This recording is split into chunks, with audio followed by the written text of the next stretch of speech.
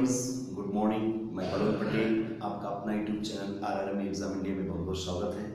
आज फिर पुनः आपके सामने सुबह सुबह मैं जो है फिर एक वीडियो लाने का जो है कोशिश किया हूँ, जो आपके एग्जाम में कई बार पूछा जाता है और इसे छंद कहते हैं। अभी आपको अलंकार भी देना है, क्योंकि मैंने जो अलंकार आपको दिया है वो बहुत ही बहुत शॉर्टकट में मैंने दिया, वो भी शब्द अलंकार के दिए हैं। बाकी जो कल मैंने वीडियो रच के डाले हैं उसको अच्छे से आप पढ़ लीजिएगा, 2 बार लीड वगैरह लगा के आप वायरफोन से जो होता है उसे आप सुन लीजिएगा तो याद हो जाएगा। ऐसे पहचान रिकग्नाइजेशन कैसे किया जाता है उसको मैं बताने का प्रयास किया हूँ। बाकी बहुत ऐसे बुक हैं आपके मार्केट में उपलब्ध जो आप एग्जाम्पल देख सकते हो, लेकिन समझना बहुत जरूरी होता है। किताब से सब चीज़ें होती तो फिर यूट्यूब चैनल और ऑफलाइन क्लास का कोई मतलब ही ना होता। तो यहाँ गाइस आज आपको हम छंद बताना चाहते हैं, और आप हमारे यूट्यूब चैनल पे अगर नए हैं तो सब्सक्राइब, लाइक और कमेंट जरूर करके बताइए अगर आपको वीडियो पसंद आ रही है तो, और शेयर करिएगा। ठीक, तो चलिए दोस्तों, इसी वीडियो के साथ हम चलते हैं टारगेट की तरफ, लक्ष्य की तरफ। तो आज का जो टॉपिक है मेरा बहुत अच्छा टॉपिक है, जिसे कहते हो छंद कहते हो। क्या कहते हो भाई? छंद कहते हो। छंद शब्दांश जो ये चीजें आई हैं आपके, जो आपके ये शब्द जो आया हुआ है, ये काव्य में जो आया है, इसकी मात्रा की गणना की जाती है, वर्डों की गणना की जाती है। अगर दोनों नहीं की जाती तो मुक्तक के रूप में किया जाता है। तो छंद शब्द पूछा जाए तो ये छीद धात से बना है। किससे? संस्कृत के छीद धात से बना है, या इसी को छद धात कहते हैं, जिसका आशय होता है खुश करना। क्या करना गाइस? खुश करना। जिसका आशय होता है खुश करना या आनंदित करना। औलाद होता है, या ढकना भी आप कह सकते हो, ढकना। तो जब वर्णों या अक्षरों के माध्यम को हम ढकते हैं, खुश करते हैं, आनंदित करते हैं, आह्लादित करते हैं, तो उसे कहते हैं छंद कहते हैं। छंद संप्रदाय के अगर देखा जाए तो पिंगल मुनि को माना जाता है। किसे गाइस माना जाता है? पिंगल मुनि, आचार्य पिंगल मुनि को कहा जाता है, छंद शास्त्र के प्रवर्तक के रूप में माना जाता है।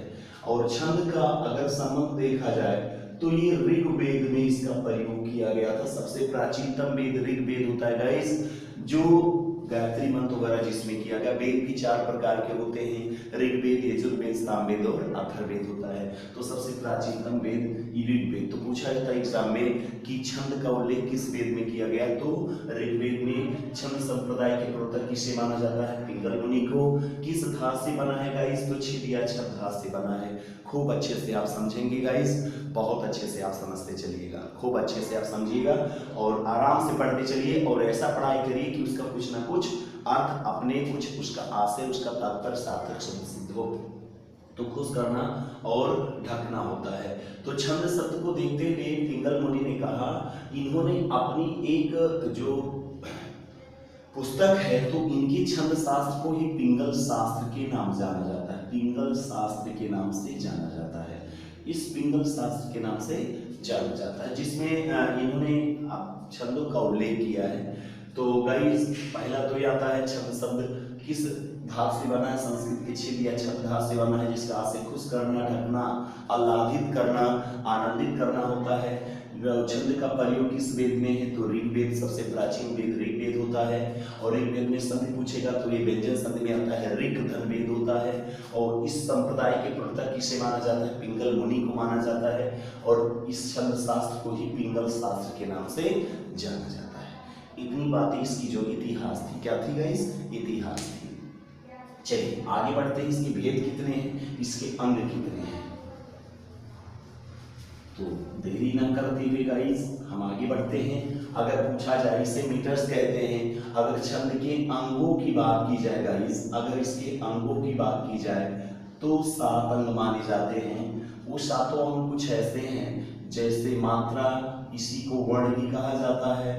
दूसरा आता है गाइस क्रम, तीसरा जो होता है यति होता है, चौथा जो होता है गति या इसी को लय कहते हैं। 5वां जो होता है गाइस इसे कहते हैं मात्रा, वर्ण, क्रम, यति, गति, और आता है तुक होता है। क्या गाइस? तुक होता है। और जो 6वां आता है उसे गाइस आप कहते हो चरण कहते हो, क्या कहते हो, चरण कहते हो। और जो सातवां होता है इसे गढ़ कहा जाता है।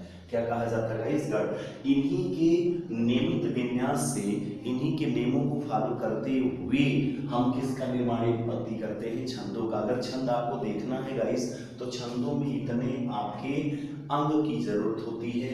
मात्रा और वर्ण किसे कहते हो, तो आप जब ग्रामर मैंने पढ़ाया होगा वर्णमाला, तो उसमें मात्रा के आधार पे 3 प्रकार के होते हैं। एक मात्रिक, द्विमात्रिक और त्रिमात्रिक होते हैं गाइस। एक मात्रिक और द्विमात्रिक, त्रिमात्रिक कई बार मैंने अपनी क्लास में बताया है और आप सबके इस माध्यम से जो ऑनलाइन है उनको प्लेटफॉर्म में बताना चाहता हूँ। 3 तो ये वीडियो 2018 में पूछा गया था। तो एक मात्रिक को ह्रस्व, द्विमात्रिक को दीर्घ और त्रिमात्रिक को प्लुत कहते हैं। बट इसमें 2 ही होते हैं अक्षर में, व्युत्पत्ति अर्थों के आधार पर 2 माने जाते हैं। पहला होता है ह्रस्व कहते हैं, क्या कहते हो गाइस, ह्रस्व कहते हो। और दूसरा क्या होता है, दीर्घ होता है। इसी को कहा जाता है एक मात्रिक। क्या कहा जाता है, एक, और इसे कहा जाता है 2 मात्रिक। लेकिन जब आप छंद पढ़ते हैं तो इसमें इसका नाम क्या हो जाता है, गुरु, और इसका नाम हो जाता है लघु हो जाता है। क्या हो जाता है गाइस, लघु हो जाता है। इसकी सिंबल ऐसे होती है, इसकी सिंबल ऐसे होती है, यानी 2 मात्रा और 1 मात्रा कहा जाता है। बस इतना ही इसमें ध्यान देना है। क्रम का आशय होता है गाइस कि एक सीक्वेंस में कोई बात किया जाता है। जैसे मैंने कहा आम खाता हूं मैं, बात सही है, मैं ही के बारे में बात की जा रही है, लेकिन इसका शुद्ध रूप होगा मैं आम खाता हूं, इसे क्रम कहा जाता है। ठीक जैसे आता है रघुकुल रीत सदा चलाई, प्राण जाए पर वचन न जाई। अब कहने वाले भी कह सकते हैं प्राण जाए पर वचन न जाई, रघुकुल रीत सदा चलाई। कहने कुछ भी संसार कह सकता है, लेकिन कहने के लिए क्रम होना चाहिए, एक नियम कानून होना चाहिए, एक विधान, विधि या विधान होना चाहिए। ऐसे नहीं सब चीजें बोल ही दिया जाता, सबका सीक्वेंस होता है, क्रम होता है, उसे क्रम कहा जाता है। और क्रम का अनर्थ मतलब अर्थों का अनर्थ हो जाता है अगर कहीं इधर उधर हो गया शब्द। यदि का मतलब होता है रुकना होता है। क्या होता है इस रुकना। जब आप ग्रामर पढ़ेंगे तो विराम कहते हैं, इसी को विराम कहते हैं। जब बीच बीच में हम दोहा, छंद या कुछ भी पढ़ते हैं, ठहरना कहते हैं, विराम कहते हैं। गति या लय का आशय होता है गाइस जहां एक ही मौसम में 2 बार जब कोई भी गीत या कोई भी सॉन्ग होता है तो गति से या लय से ही गाया जाता है। चरण के 2 गेर होते हैं जिसे कहते हो सम, और एक होता है गाइस विषम होता है। सम में 2 और 4 आता है, विषम में 1 और 3 आता है गाइस। और तुक का मतलब जहां लास्ट में तुकांता होता है, जैसे रघुकुल रीत सदा चलाई, प्राण जाए पर वचन न जाई, आई जाई, आई जाई, ये सब चीजें किस में आता है, तुक में आता है। गणों की संख्या 8 मानी जाती है।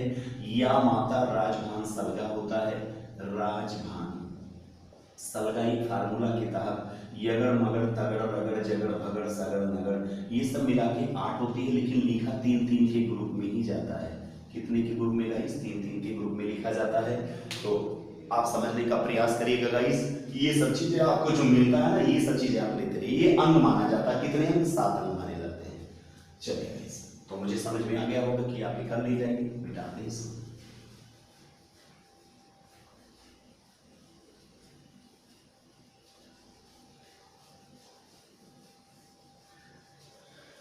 अब आता है छंद के भेद आता है गाइस। क्या आता है, छंद के भेद आता है। भेद बोलो चाहे प्रकार बोलो, इनके 3 भेद होते हैं। पहला होता है गाइस मात्रिक छंद, दूसरा होता है वर्णिक छंद, तीसरा होता है गाइस मुक्तक छंद। मुक्तक छंद होता है। मात्रिक छंद में मात्रा का गणना होता है, मात्रा की गिनती होती है। इसमें वर्णों की गिनती होती है और इसमें ना मात्रा ना ही वर्ण की गिनती होती है। इसमें किसी की गिनती नहीं होती, इसलिए मुक्त से बना है, मुक्तक छंद बना है। मात्रिक छंद को देखा जाए तो इसके 3 भेद होते हैं। पहला होता है सममात्रिक, दूसरा होता है अर्धसमात्रिक, तीसरा जो होता है जिसे कहते हो विषमात्रिक। विषमात्रिक कहा जाता है। सममात्रिक के कितने 4 भेद होते हैं, अर्धसम के भी कितने 4 भेद होते हैं, इसके 2 भेद होते हैं। कितने भेद होते हैं, 2 भेद होते हैं। ठीक, बातें किया जाए तो इसमें पहला आता है चौपाई, दूसरा आता है रोलक, तीसरा आता है गीतिका, और चौथा आता है जिसे कहते हैं भारी गीतिका। चौपाई में 16-16 मात्राएं, रोला में 24-24 मात्राएं, गीतिका में 26-26 मात्राएं और हरि गीतिका में 28-28 मात्राएं होती हैं। तो इसके प्रत्येक क्षण में समसम 16, 24, 26, 28 मतलब समी होता है जी, और इवन नंबर होता है, इसलिए इसे 2 से विभाजित है, किसी में रखा गया चौपाई। एग्जाम में पूछेंगे वनडे में चौपाई में कितनी कितनी होती है प्रत्येक क्षण में, तो 16-16 होता है, रोला में 24-24, गीतिका में 26-26, हरि गीतिका में 28-28 मात्राएं। जबकि इसमें जो आता है गाइस उसे कहते हो दोहा, दूसरा आता है सोरठा, इसी दोहा का उल्टा होता है सोरठा। तीसरा जो आता है बरवे कहते हो, क्या कहते हो गाइस, बरवे कहते हो। और चौथा जो आता है उल्लाला कहा जाता है, क्या कहा जाता है गाइस, उल्लाला कहा जाता है। तो दोहा के विषम चरणों में 13-13 सम चरणों में 11 होता है, इसी का उल्टा सोरठा में विषम में 11 सम में 13 होता है, और बरवे में 12 और 7 पर यति होता है, और इसमें 15 और 13 पर यति होता है। यानी ये सब पहले लाइन विषम है, दूसरी वाली में सम है, मैंने चरण आपको बता ही दिए हैं। और इसमें जो होता है इस पहला होता है कुंडलियां, कुंडलियां होता है, और दूसरा होता है गाइस छापा होता है। कुंडलियां की बात की जाए तो आगे दोहा 2 पंक्ति होता है, बाद में रोला होता है, इससे मिलकर बनता है।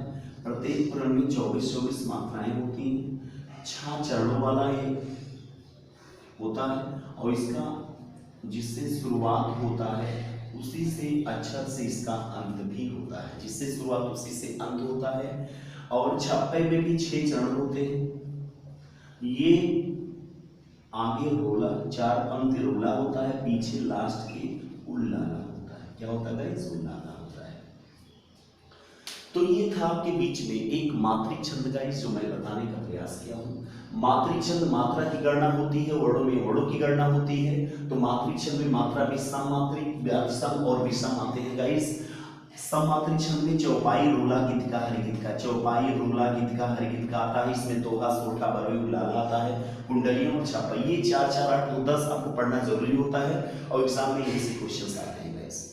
ठीक, तो आपको मुझे लगता है समझ में आया होगा, और इसको आप देख लीजिएगा, वनडे में तो इससे सीधे सीधे पूछ लेते हैं।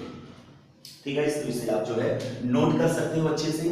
तो छंद संप्रदाय के प्रत्येक एक बार फिर से बोलना चाहेंगे, छंद संप्रदाय के पिंगल मुनि को माना जाता है। किस वेद में, ऋग्वेद में। कितने अंग, 7 अंग होते हैं। कितने भेद, 3 होते हैं, मात्रिक, मणिक और मुक्तक। मात्रिक के कितने, 3 होते हैं। सममात्रिक, सम और विषम होते हैं गाइस। सममात्रिक के कितने, 4 होते हैं। चौपाई, रोला, गीतिका, हरि गीतिका होता है। सम के भी 4 होते हैं, दोहा, सोरठा, बरवे, उल्लाला होता है। जबकि विषम मात्रिक के 2 होते हैं, कुंडली और छप्पर होता है। जैसा कि आप जानते होंगे, चौपाई के प्रत्येक चरण में 16-16, रोला के प्रत्येक चरण में 24-24, गीतिका के प्रत्येक चरण में 26-26, जबकि हरि गीतिका के में 28-28 मात्राएं होती हैं।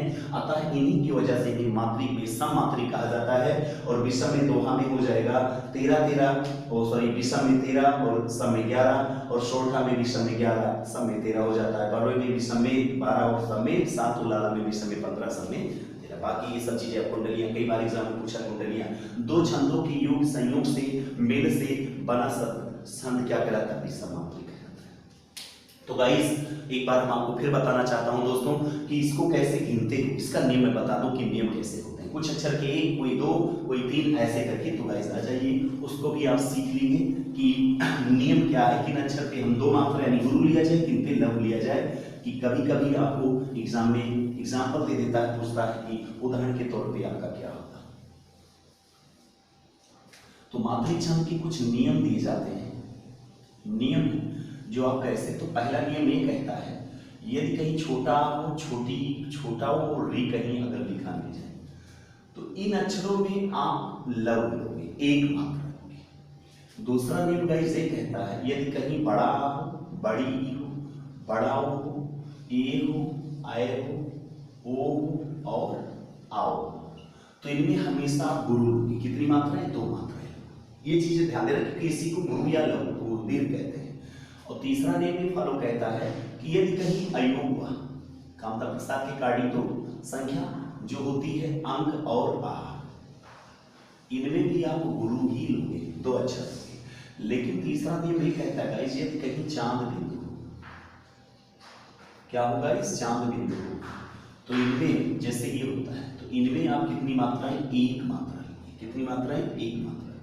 पांचवा नियम भी कहता है, यदि कहीं आधा अक्षर लिखा हो, क्या लिखा हो, आधा अक्षर लिखा हो, तो आधा अक्षर से पूर्व वाला अक्षर लघु नहीं गुरु हो जाता है। क्या हो जाता है, गुरु हो जाता है। और जो आपका छठवां नियम बताया जाता है, इसमें बताया जाता है यदि कहीं संयुक्ताक्षर, क्या होगा इस संयुक्ताक्षर, तो संयुक्ताक्षर आप जानते हैं संख्या 4 होती है, क्षर, त्र, ज्ञ और स्र। तो इनसे पूर्व वाला जो अक्षर होता है उसको हम गुरु कह देते हैं। 2 अक्षर बना, 2 मात्रा गुरु बना दिया जाता है। ठीक है, तो ये कुछ नियम है आपके सामने जो आपको मैंने बताने का प्रयास किया है। कहीं छोटा छोटी तो जानते हैं, एक मात्रा अगर कहीं ये सातों दिखता है तो इसे गुरु कहा जाता है, और अयोवा अंक आ कहीं दिखता है तो अभी आपको गुरु लिया जाता है। कहीं चांद बिंदु दिखा जाए, जैसे एग्जाम में पूछा जाता है गाइस, एक होता है अंगना और एक होता है अंगना होता है। इस अंगना में आपके 1 1 2 होगा, जबकि इस अंगना में 2 1 2 होगा। तो अंक का मात्रा किस में आता है, 2 में, जबकि चांद बिंदु में 1 आता है। इसको ध्यान दीजिएगा। और आधा अक्षर का मतलब जैसे मैंने बोला भैया मुक्तक, मैंने बोला मुक्तक, तो छोटा वो है इसलिए 1 होना चाहिए, का आधा आगे, इससे पहले 2 हो जाएगा, 1 और 1 हो जाएगा। ठीक, मैंने बोला पंथ, तो पंथ से पहले आधा अक्षर 2 और 1 हो जाएगा। चाहे पंथ ऐसे लिखो तो भी 2 1 हो जाएगा। तो आधे अक्षर से पहले वाला वर्ण, और कहीं संयुक्ताक्षर दिखता है तो भी आपके यही माने जाते हैं। जैसे मैंने बोला रक्षा, क्या बोला गाइस, रक्षा।